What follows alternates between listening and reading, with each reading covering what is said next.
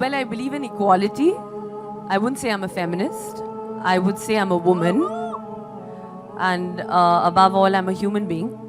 But also, I mean, I'm as proud to be known as Saif Ali Khan's wife as I am to be Kareena Kapoor. So نے ایک بہت اچھا سوال پوچھا.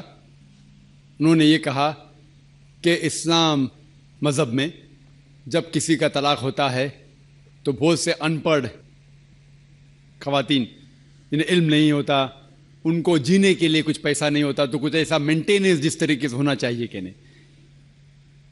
جو اس کے مین وجہ ہے جو آج کے معاشرے میں یہ ہو رہا ہے وہ ہے کہ اسلام کا کم علم ہونے کی وجہ سے یہ چیز ہو رہی ہے. اگر ہر انسان اسلام مذہب کو صحیح طریقے سے سمجھ سکے تو میں یہ کہنا چاہتا ہوں کہ جو حقوق خواتین کے اسلام میں ہیں وہ کوئی بھی مذہب میں نہیں, کوئی بھی سوسائٹی میں نہیں ہے. پہلا چیز یہ کہ ہم دیکھتے ہیں کہ ہمارے ہندوستان کے کلچر میں عام طور پہ کسی کی شادی ہوتی ہے جب, تو اکثر عورت مرد کو دہیج دیتی ہے, اسے کہتے ہیں ڈاوری, ڈاوری دیتی ہے عام طور پہ. اور اسلام میں الٹا ہے. اسلام میں اللہ تعالیٰ فرماتے ہیں سورہ نساء میں سورہ نمبر 4 آیت نمبر 4 میں کہ جب بھی آپ شادی کرو تو اپنی ہونے والے بیوی کو ایک گفٹ دو, تحفہ دو. ہم جسے کہتے ہیں مہر. مہر نکاح ہونے کے لیے فرض ہے. ہمارے اس دیش میں عام طور پہ الٹا ہوتا ہے کہ وہ عورت ہونے والے مرد کو دہیج دیتی ہے, اور مارکیٹ کے اوپر ڈیپینڈ ہوتا ہے. اگر وہ ڈاکٹر ہے تو مانگے گا 1 کروڑ روپیہ یا 10 لاکھ, ڈیپینڈ کون سے علاقے سے آتا ہے. انجینئر ہے تو 5 لاکھ, گریجویٹ ہے تو 1 لاکھ, جیسے بھیڑ بکریوں کا بکتے ہیں. اور افسوس کی بات ہے کئی مسلمان بھی اس کو عمل کرتے ہیں, بالکل غلط ہے. اسلام میں دہیج لینا عورت سے زبردستی بالکل حرام ہے. الٹا ہونے والے شوہر کو مہر دینا چاہیے اور اپنے برابر کا مہر دینا چاہیے. لیکن افسوس کی بات ہے کہ دہیج لینا چھوڑیے, اگر ہنٹ بھی دینا, دہیج کو ہنٹ دینا کہ میرا بیٹا مرسڈیز کار میں گھومنا چاہتا ہے, ہنٹ دے رہے کہ اس کو دہیج میں مرسڈیز کار چاہیے. میرے بیٹے کو 4 بیڈ روم فلیٹ میں رہنے کی عادت ہے, انڈیکیشن, ہنٹ دے رہے کہ مجھے دہیج میں 4 بیڈ روم کا فلیٹ چاہیے. یہ بالکل اسلام میں حرام ہے. زبردستی مانگنا, اگر خوشی سے, اگر اس لڑکی کے والدین کچھ دینا چاہتے تو آپ لے سکتے خوشی سے. زبردستی آپ لے نہیں سکتے, نہ آپ اس کو ہنٹ دے سکتے کہ مجھے فلیٹ دو یا پیسہ دو. اسلام میں الٹا ہے. اسلام میں عورت کو مہر ملتا ہے شادی میں, اور مہر نکاح ہونے کے لیے فرض ہے. اور مہر یہ خود عورت بھی طے کر سکتی ہے کہ میں تم سے شادی کروں گی جب تک آپ مجھے 1 لاکھ روپیہ نہیں دیں گے. وہ الگ بات ہے کہ وہ غریب شوہر ہے, غریب آدمی بولے گا میں 1 لاکھ نہیں ہے, آپ کوئی دوسرے مرد کو ڈھونڈو, میں دوسری لڑکی کو ڈھونڈوں گا, یہ بھی جائز ہے. تو وہ لڑکی دوسرے شوہر کو ڈھونڈیں گی, ٹھیک ہے نا. لیکن وہ کہہ سکتی مجھے 1 لاکھ چاہیے, 5 لاکھ چاہیے, 10 لاکھ چاہیے, کچھ بھی کہہ سکتی ہے. اگر شوہر کے پاس قوت ہے وہ دیں گا, نہیں قوت ہے تو نہیں دیں گا. اسی لیے عرب ممالک میں لڑکی لوگ اتنا ڈیمانڈ کرتے ہیں کہ ان کو عرب خواتین سے شادی کرنا مشکل پڑ جاتا ہے, کیونکہ وہ جانتے ہیں اپنے حقوق کو. سورہ نساء کی سورہ نمبر 4 آیت نمبر 20 کے آیت میں لکھا ہے کہ آپ انہیں سونے کا پہاڑ بھی دے سکتے ہیں مہر میں, اور آپ اسے ایک آیت بھی سکھا سکتے, وہ بھی مہر ہے. اگر آپ کے پاس پیسہ نہیں ہے اور وہ آدمی کہتا ہے کہ میرے پاس پیسہ نہیں, میں آپ کو قرآن شریف کی آیت پڑھ کے سناؤں گا, وہ بھی مہر ہو گیا. تو مہر کی کوئی حد نہیں ہے, نہ نیچی حد ہے نہ اوپر حد ہے. اپنے اپنے سٹیٹس کے اکارڈنگ وہ مہر طے کر سکتے. اور یہ مہر کی کئی وجہ ہے. ایک وجہ ہے کہ مثال کے طور پہ اس لڑکی کے والدین نے اس کی پرورش کی, اسے گریجویٹ بنایا, تعلیم کے اوپر خرچہ کیا, تو مہر ملنے کے بعد اس عورت کی وہ اپنی جائیداد ہو جاتی ہے. وہ چاہے اپنے والدین کو دے, چاہے خود رکھے, یا اس کو کوئی بزنس میں لگا دے, کوئی تجارت میں لگا دے, اس کا حق ہے. تو مہر اس کی خود کی جائیداد ہے, وہ کچھ بھی کر سکتی ہے. اور مہر کا کوئی فکسڈ اماؤنٹ نہیں ہے, چھوٹا بھی ہو سکتا ہے, بڑا بھی ہو سکتا ہے. اور اس کے علاوہ یہ مہر اگر خدا نہ کرے, اللہ نہ کرے, اگر طلاق ہوتا ہے, ڈیورس ہوتا ہے, تو یہ مہر اس کے کام آ سکتا ہے. لیکن لوگ کو غلط فہمی ہے کہ مہر صرف طلاق کے لیے، ایسا نہیں بات ہے. وہ مہر لے کے خود کو بزنس میں لگا سکتی ہے، اپنے والدین کو دے سکتی ہے.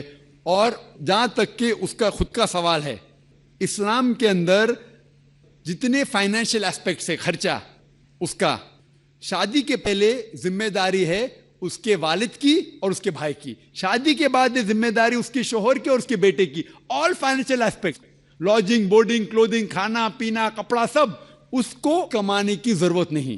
یہ حق ہے مرد کو دینے کا. تو financially she is more strong, she is very strong financially. جہاں تک کہ مالی حالات میں اسلام میں عورت کا درجہ بہت اونچا ہے. جہاں تک کہ بہن نے سوال پوچھا کہ طلاق ہونے کے ٹائم پہ اسے مینٹیننس کیوں نہیں ملتا، بہت اہم سوال ہے. پہلے ہم یہ جان لیں کہ جب اللہ سبحانہ و تعالیٰ خواتین کو اتنے حقوق دیے، حقوق دینے کے باوجود اللہ سبحانہ و تعالیٰ عدل کرتے ہیں، جسٹ ہے. کیونکہ جب بھی طلاق ہوتا ہے گھاٹے میں جاتا ہے مرد اسلام میں زیادہ. کیونکہ جب طلاق ہوتا ہے اسے اگر وہ مہر نہیں دیا ہوگا دینا فرض ہو جاتا ہے. بھلے وہ مہر 50,000 ہو، 1 لاکھ ہو، 5 لاکھ ہو، 10 لاکھ ہو، وہ اسے طے کرنا چاہیے. جب مہر دیتا ہے تو عورت کا نقصان کچھ نہیں ہوتا. اور طلاق ہونے کے بعد آدمی بھی شادی کر سکتا ہے، عورت بھی شادی کر سکتی. جب طلاق ہو جاتا ہے اسے مہر تو مل جاتا ہے، جب نئی شادی کرتی ہے نیا مہر ملتا ہے. آپ سوچئے آدمی جب نیا شادی کرتا ہے اس کو نیا مہر دینے پڑتا ہے تو آدمی نقصان میں ہے. اگر آپ یہ کہیں گے کہ طلاق ہونے کے بعد آدمی مینٹیننس بھی عورت کو دے تو ہم کہیں گے یہ اللہ سبحانہ و تعالیٰ حق کے نہیں ہے، نعوذ باللہ. ایسا کر ہی نہیں سکتے. نہیں تو مجھے لیکچر دینے پڑیں گا آدمی کے حقوق اسلام میں. میں اکثر تقریر کرتا ہوں عورتوں کے حقوق. لیکن جو لوگ اسلام کی بنیادی بات کو نہیں سمجھتے انہیں یہ غلط فہمی ہے کہ عورت کا نقصان ہو رہا ہے. عورت کا نقصان نہیں ہو رہا ہے. اور عورت کو کچھ بھی اگر چیز کی ضرورت ہے، جیسے میں نے کہا آدمی کا حق بنتا ہے کہ اسے دے. شادی کے پہلے اس کے والد اور اس کے بھائی، شادی کے بعد اس کے شوہر اور اس کے بیٹے. اور اگر یہ نہیں بھی دے تو معاشرے کا فرض ہے کہ عورت کو سنبھالے. معاشرہ نہیں کر سکتا ہے. اگر اسلامک حکومت ہے، حکومت کا فرض ہے کہ عورت کو سنبھالے، اس کی پرورش کرے. یہ اسلام میں. لیکن اگر آپ اس کے بعد کہیں گے طلاق ہونے کے بعد آدمی اسے ہر مہینہ اور 1,000 روپیہ دے، 5,000 روپیہ دے، تو یہ آدمی پہ ظلم ہوئے گا. لیکن جو مہر طے ہوتا ہے شادی کے پہلے نکاح میں، کیا مجھے چاہیے 5 لاکھ روپیہ، اسے وہ سنبھال سکتی ہے. اسے کوئی تجارت میں لگائے اور اس کی آمدنی لے سکتی ہے. اگر کوئی شک ہے کہ ہو سکتا ہے میرا طلاق، کبھی بھی شادی ہوتی تو طلاق کا گمان تو رہتا نہیں دماغ میں کہ طلاق ہونے والا ہے، ہو سکتا ہے. لیکن اس کے لیے اسلام نے اسے الحمدللہ کئی چیزیں سے حفاظت کی ہے.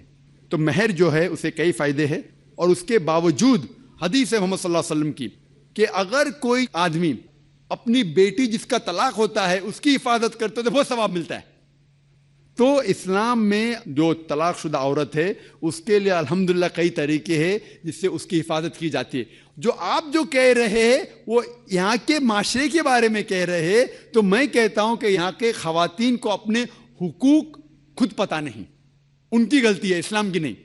ہمارے خواتین اور ہمارے مرد خود نہیں جانتے، طلاق کیسا دینا جانتے نہیں. غلطی کس کی؟ اسلام کی. اسلام کی نہیں، اسلام کے فالو کرنے کے مسلمان کی. اگر آپ اسلام کو جاننا چاہتے ہیں تو مسلمان کو مت دیکھیے. جس طریقے سے آج میں نے کہا، آپ اگر مرسیڈیز کار کو جاننا چاہتے کتنی اچھی ہے، اگر کوئی ڈرائیور جو ڈرائیونگ نہیں جانتا ہے اس کے پیچھے بیٹھا اسٹیئرنگ ویل کے اوپر اور مرسیڈیز کار کو ٹھوک لیتا ہے تو غلطی کس کی؟ مرسیڈیز کار کی کہ ڈرائیور کی؟ ڈرائیور کی. اسے مرسیڈیز کار چلانے آتا نہیں. تو اسی لیے اسلام کو اگر جاننا چاہیے تو آپ قرآن کو پڑھنا چاہیے اور صحیح حدیث کو. یہ افسوس کی بات ہے کہ کئی مسلمان خود نہیں جانتے قرآن اور حدیث میں کیا لکھا ہے، کس طریقے سے طلاق دینا چاہیے، کس طریقے سے برتاؤ کرنا چاہیے اپنی بیوی کے ساتھ. اسی لیے میں تقریر کر رہا ہوں تو لوگوں کو قرآن اور حدیث کے قریب لے کے آؤں. Hope that answers the question.